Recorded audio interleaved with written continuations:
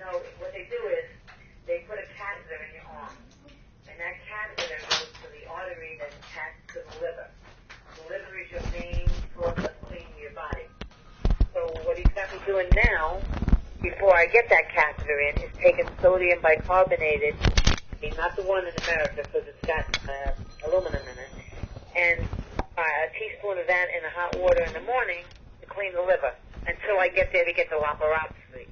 But when I get the laparoscopy, they're going to put the catheter in my arm, and that's going to wash the liver, and the laparoscopy is going to pull out the roots to wherever there was any masses. So you did this already? I got to go back in March for the laparoscopy, but I'm doing the bicarbonated by mouth for now until I get back there in March to do the actual laparoscopy. But I'm much better already. I'm much better already. You know? What tells you that you're better? The way I eat, the way I feel, no fevers, my weight's coming back, I have no pain. I mean, it's a different story.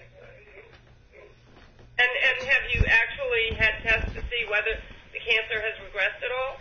Not yet, because I have to do the laparoscopy before I'm sure that everything's out. So when you went over there before, it's not clear to me what procedure he actually did when you were there. When I went there, they gave me a CAT scan to see where everything was. They saw that they were trying to put a catheter in my stomach to go to the sites, but because I lost so much weight from the chemo, there was no fat, and they didn't want to put my life at risk, so they wouldn't put the catheter in the stomach part. So the next thing they did was they said that I would have to get a laparoscopy, where it's much safer to do, and the catheter in the arm to the liver to wash it, and that will be done in March. Okay, so you actually had no treatment when you were there? Only treatment he gave me now is by mouth. Right, but when you were in Italy, you actually didn't have anything. No, it was more evaluation of what could be done and what was where we were at with it. Okay. And do you have any information about what he does with pain? No, not really, but I mean, I researched this doctor when I got there. I met him, he's very nice, but then I went to the university in Rome, and I spoke to the professor of oncology there about Simoncini's work, and he said, well, this is what the man said to me. We are oncologists. We have chemo, and that's a Band-Aid. He said, unfortunately. He said, but we can't say nothing wrong with Simoncini's methods because we've seen some great results with his method. That's what the professor of oncology told me. Then I went to radiology, and I asked for the professor over there. He came and spoke to me, and I asked him the same question, and he gave me basically the same answer. So, I mean, I went around, I spent the whole day in that hospital asking people, because we're going to talk about my life here. I'm not going to put my life in somebody's hands if I'm not absolutely certain that this person is a competent person that can help me. Hey. And this man is a competent person. Okay, I hate to hang up abruptly, but I have a group. There are like 5 people in the waiting room waiting. Thank you so much for talking to us. Thank you. And her name is Suzanne. If she feels like talking to you, I'll get your number from Paula. Okay. All right. Jeannie, can you to come over tonight? Yeah, but I want to first finish up with Jeannie because I want to ask her more questions. Okay. I'll call you after 7:30, okay? Yes. Okay, bye. Thank you so much. Bye. Bye. Hello? Oh, Jeannie, Jane just has a really, really tight schedule. Yeah, that's fine. But this is so fascinating to me. I'm on the Internet a lot, and you never know with the Internet who is who. There's a lot of anonymous people. Yeah. Somebody said that Dr. Simoncini had his license taken away, but He did, but you know why? I know the whole situation. Okay, can you explain that? Yes, he's an oncologist. He has an oncology license. What happened was he was working in a clinic, right? And there were these young boys. They had cancer and they had chemo. They were taking chemo. And they were given like months to live. They were going to die. So Simoncini went against protocol and he treated them with sodium bicarbonate. And they lived. They're alive today. These boys are alive today. So they pulled his license because he went against protocol, right? So now because they pulled his license, He fought them. I think he got the license back, or he's in the midst of getting a license back. But they had no reason to pull that just because he went against protocol. The people that he treated are alive and well today. That's what is ridiculous about it. Well, Jeannie, I'm really glad I talked to you directly because, again, on the Internet, people will change things. What they said was that somebody who had intestinal cancer was killed. That's how they implied. A woman, right? Excuse me? A woman, right? I don't know. It was a woman. And that was one case. And that case, they tried to say it was his fault. And when they did their investigation, they couldn't come up with the fact that indeed it was his fault, okay? Because she was treated, but that they didn't say that it was his. They tried to pin it on him that he treated it. It was his fault. They tried to sue him. They lost. They did not win that in court. So again, it's a lot of political nonsense that they try to pull over there. Because him and I talked about this at length. No, they try to pull that over here, too, with doctors and their licenses. The doctors usually get their licenses back, but it's $1 million later and a lot of grief. And they say, I wanted to practice medicine, not law. You see, this is what I'm talking about in America. This is all political stuff. And even over there, they have that political stuff where they're fighting over.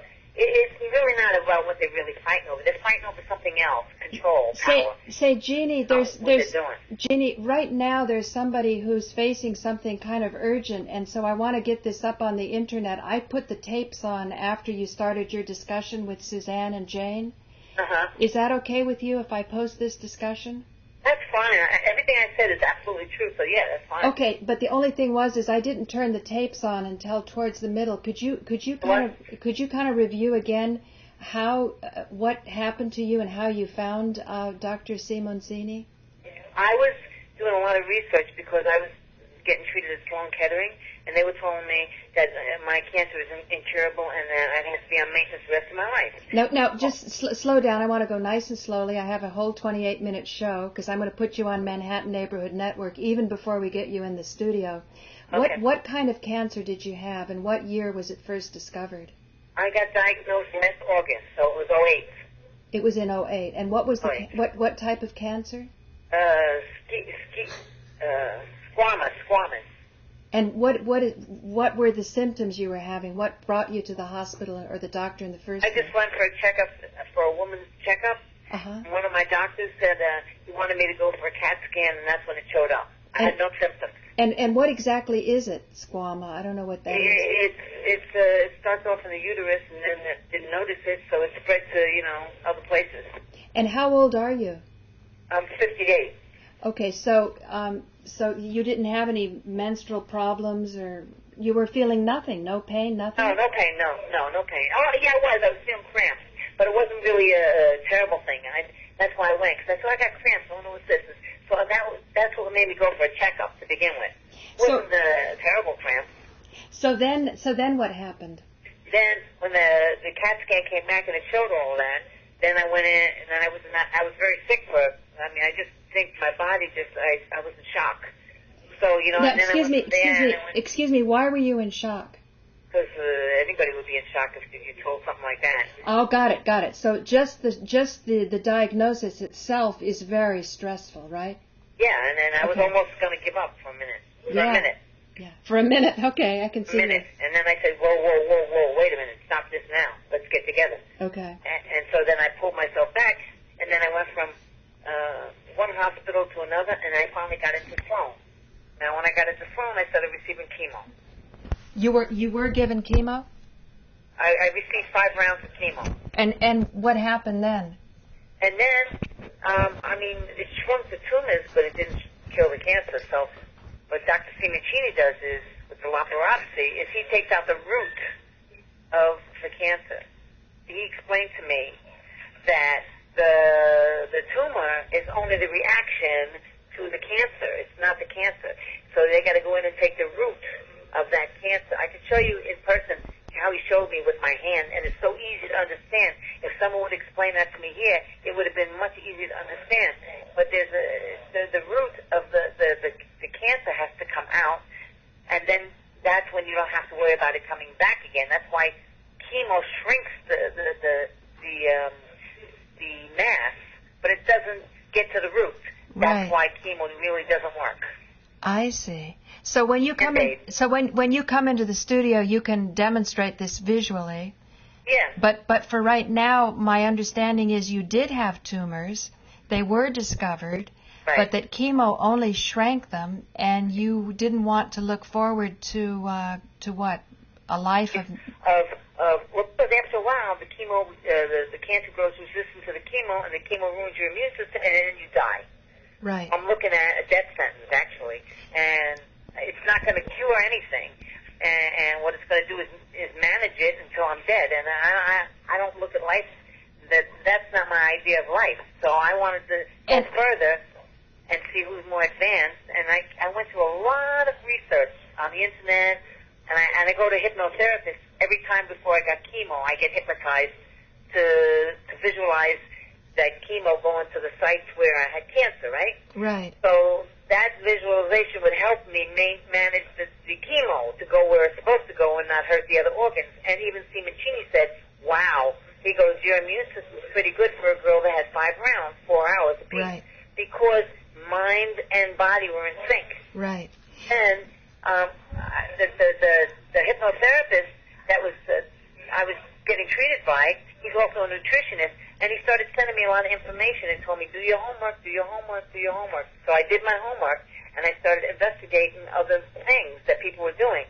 And that's when I found out about Simoncini. I listened to him, and he made perfect sense to me. Right. When he explained 1 and 1 is 2, and it added up to me the way he explained it. And I said, well, I got to see this doctor. And I called him 15 times from America to try to get him to see me. And at first he was like, well, you know, you're in America, I'm in Italy. I said, I'll fly, I'll walk. I begged this man, just see me, just see me. Finally, I got him to see me. I went there, and this is how it began. But I knew that this man was a healer. Right. But you know, in many ways, you're an ideal patient because you're very proactive. And you've read his book by now. The beginning of the book is a little bit tedious because he talks about the philosophical underpinnings of our entire society, which has a very fractured mind-body paradigm. You know, we think that spiritual things are separate from physical things.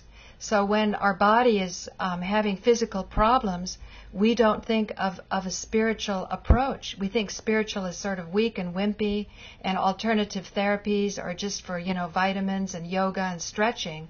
But that when it comes to something serious, then you've got, then they just right away defer to the very authorities that they usually complain about.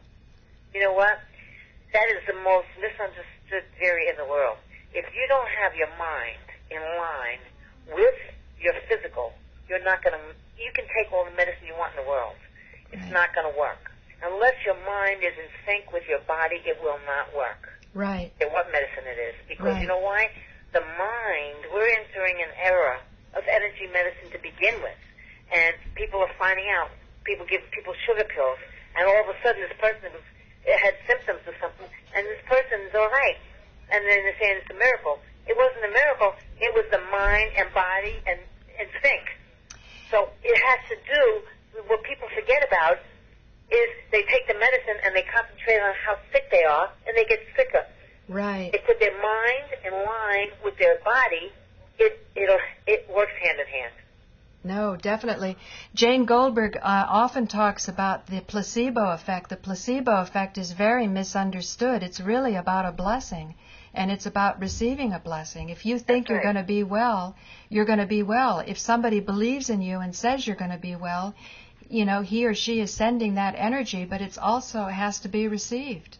That's right. And placebo effect, part of the reason they denigrate it so much is that most of the pharmaceuticals that are approved, you know, by the FDA, they can't even reach placebo effect. Placebo effect is that powerful. Most of the drugs that we're taking don't have enough of a track record to even reach placebo effect. Well, let me tell you something. They don't want the competition. They can't handle it. I think that the placebo effect works better than the medicine because I think that our medicines have reached a stone wall. Our medicines are failing. And if you ever notice commercials, they'll say, well, don't take this drug because you can get a heart attack. So what it's telling you is this drug can help you not get pregnant, but it can give you a heart attack. I mean, what is that? Right. What kind of nonsense is that? So take this drug and risk a heart attack, but don't get pregnant, for instance. Anything, whatever, high blood pressure. Take this medicine, but watch out because you get a stroke. I mean, then that means there's something wrong with the medicine. If you've got to take a medicine that might do something worse to you than the symptoms you got, what's the sense of taking the medicine? Yeah. So it's reached a point, I believe, that medicine, they've reached their limit. I believe that to get any results, I went out of the country to find out what's going on, and I was very happy to meet Simoncini and find out that there is very logical ways to deal with diseases, and you have to have your mind in line with what you want to happen to begin with. Otherwise, it won't work. I don't care if you take everything. You ever heard of somebody that takes the medicine and this is guaranteed to work and they die anyway? You know, it has to be mind, body together. If it's not together, it's not going to work. I don't care what you do. I believe that. Again, I turned the cameras on later. So in August you were diagnosed. You went through 5 rounds of chemotherapy. You did a lot of research on the internet. You found Dr. Simoncini. And then you went to Italy when? I went to Italy January the 6th. Of this year? And I flew in to see him the 6th. I flew in on the 6th. I met him on the 8th. Okay. And then what was decided in that meeting? What happened in that meeting? When I met him, he told me he could put a catheter in my arm to wash the liver and a catheter in the stomach to wash the uterus. But when they went to put the catheter in the stomach, they couldn't do it because the chemo ate away so much fat that the doctors and the surgeons there said, we're not going to put your life at risk to put a catheter in your stomach because if we hit one of your bowels, you could die, and we're not putting you at risk like that. So then Simoncini told me, listen, I said, well, he said, don't give up, don't give up. He held me up strong. He goes, don't give up. And I said, well, what am I going to do now? And he goes, well, I can suggest that you do a laparoscopy where you don't put yourself in jeopardy, and they suck out the roots, and then we put the catheter in the arm, and we wash the liver. No, hang on. You're going a little too quickly for me. What's a laparoscopy? What did you say? Okay, they go into your belly button with a camera, and they blow your stomach up with W2 air, right? Oh, wow. And when they do that, so your stomach has a balloon effect. So now with this camera, they see the sites where the cancer was, right? I see. And even if the tumor shrunk, the root, they have on that camera is a vacuum, and that vacuum sucks out that root. So now that's the laparoscopy. Then when with the catheter in the arm and you're washing the liver with the sodium bicarbonate, what you're doing is it's like putting a wound in salt water. It's healing. Mm-hmm. So what you're doing is you're washing your liver. Now, cancer cannot live in that kind of environment. Your pH changes. Right. And once your pH changes, cancer can't survive in that kind of environment of high salt and high oxygen.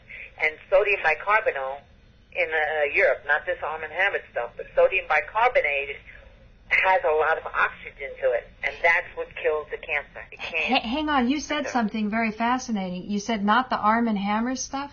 I thought baking soda was baking soda. No, it's not. Arm & Hammer, they say they don't, but Arm & Hammer has aluminum in it. Whoa. To go to get baking soda, sodium bicarbonate it's called, in Europe, is pure. And the reason I know this is I tasted the Arm & Hammer, and I tasted the one from Italy, and they taste different. Wow. So you can tell there's a difference. The Arm & Hammer is not good because it has some aluminum. The bicarbonate from Italy is good because it is pure bicarbonate with no aluminum. Aluminum is very bad for the body. Gosh, I thought baking soda was so easily attainable. Now, Arm & Hammer, not Arm & Hammer. So how's an American going to get the right stuff?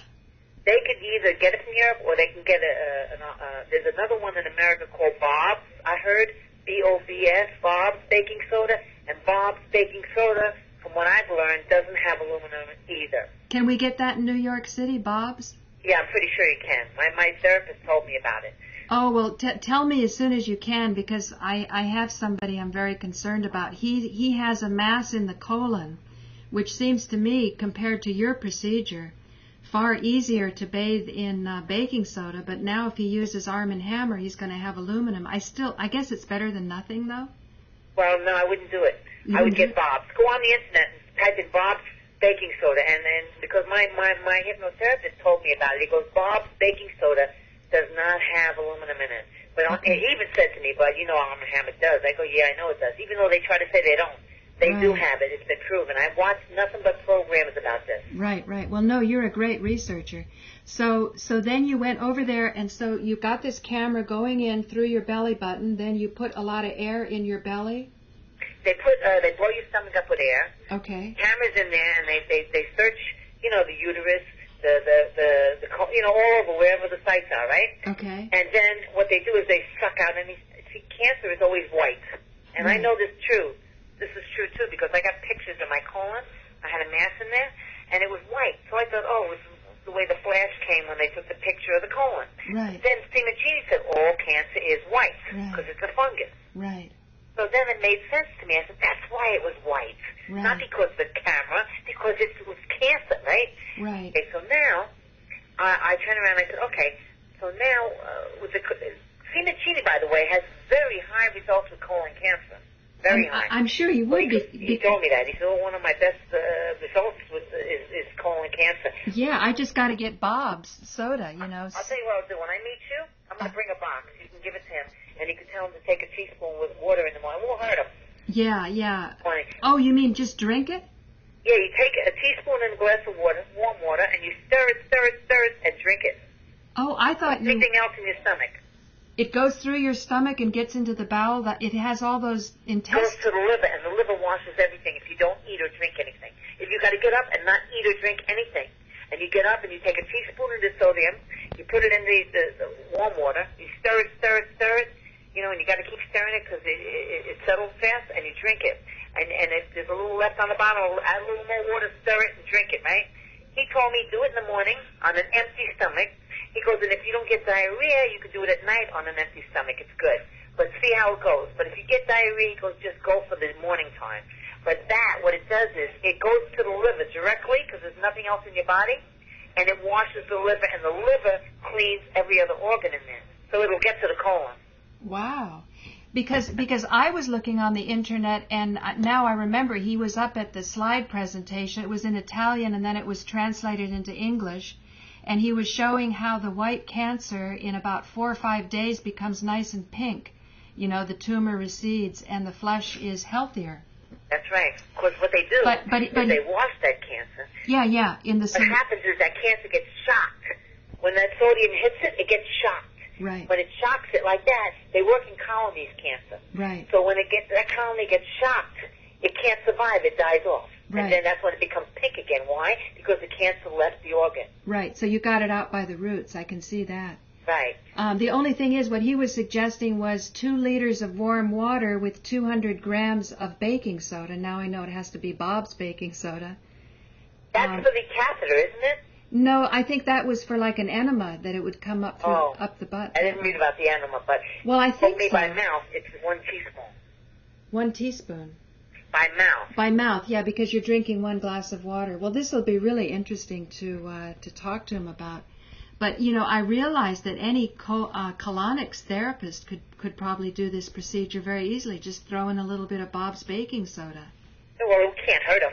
Yeah, it couldn't hurt. The worst that could happen is it'll irritate his rectum a little bit. But the chances of that, Simoncini told me too, we were talking about that, he goes, is very remote, it can't hurt him. It's only sodium bicarbonate. Right, exactly. So, I would say it's worth a try. Listen, you're talking about your life here. Exactly. And also, you had a much more complicated case. Oh, yeah, mine was like, oh my God, I couldn't tell you. It was like, I don't even know how to describe it. And that you were really good to go and see him, because I could see the way he writes his book, and even Jane, who said Jane is a very, very good writer. She's very engaging, and she found that his style was she thought he was a bad writer, but I realized when I read it, he's writing for doctors, plus he's also writing to change the philosophical paradigm. So if you consider that he's doing all of those things, even introducing the knowledge is like fighting cancer, because you've got to hit it right. So he's very skillful. You have to hit it swiftly and carefully. Otherwise, if the baking soda solution doesn't hit the colonies correctly, they're going to retreat to another. He uses this image of a spider web. So he said, imagine one part of the web gets shaken, then the message goes back to another part, and then they regroup at the recess where the baking soda solution isn't hitting, and then perhaps in that way they kind of acclimatize themselves, and then you sort of you don't get rid of it. You don't get it out by its roots. It comes back. Right. That's why I'm following everything he told me. Yeah. No, I can see. He told me to do. He says, well, for now, you take it by mouth first thing in the morning. He goes, and do that until you get back here for the laparoscopy. He goes, don't even worry. Your tumors aren't that big for you to be worrying about. He goes, he calmed me down right away. He's a very good man. But, even if he's a bad writer, he's a good doctor. You know what I'm saying? He's like a healer. No, I know that for sure. He's not a bad writer, because Jane looked at him again, because she's writing a book on radiation hormesis. Mm-hmm. And she said, you can tell that he writes like poetry. Yeah, it's but just difficult. The way he explained this to me, he explained it to me as if I was a child. Yeah. And it broke it down so easily, it made me understand completely. Right. And you understand is when you can heal. Right. If you don't understand, then maybe you question, but he made me understand what it is, how to get rid of it, and the proper way to handle it. Right. And he said, are you coming here crying tears? You're not going to heal yourself. He goes, stop that. He goes, what you got to do is think logically and how we're going to attack this. And without damaging your other cells. He told me like this, if you go back to America and take another dose of chemo, you're going to commit suicide. I said, Dr. Simoncini, I agree with you 100%. They called me up, are you going to come for the chemo? I go, I'll reschedule. I don't even want to be bothered. Right. Because I know he's right. Right. I took 5 rounds. It shrunk the reaction to the cancer. Yes, it did. 100%. It did shrink a lot. But that doesn't mean it's not going to come back if I don't go ahead and do some more work. And that work to me is what I'm doing right now. Bicarbonated by mouth. Next step, laparoscopy. Next step, CAT scan to tell me that it's all finished. Right. And that's what I'm going to do, because this is my life, and I think there's nothing more important in life. You know what I think the last step is? I think the last step is sharing it with other people. Oh, I'm doing that already. I know you are. We came to Jersey to the hypnotherapy. We have sessions with Ampitos. I take Ampitos. It's a supplement.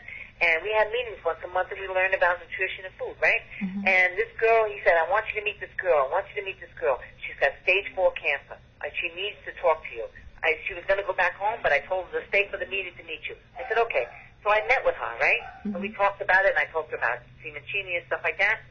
And now she wants me to send her a box of the sodium bicarbonate to Jersey, but she's way far out in Jersey somewhere. So I said, okay, she's going to send me an empty box. I'm going to put the sodium in there. I'm going to give it to her and let her try it. Can't hurt her. So I'm already doing that, and that's my mission in life, to make other people aware of what they can and can't do. Because you know what? He said this, and I agree.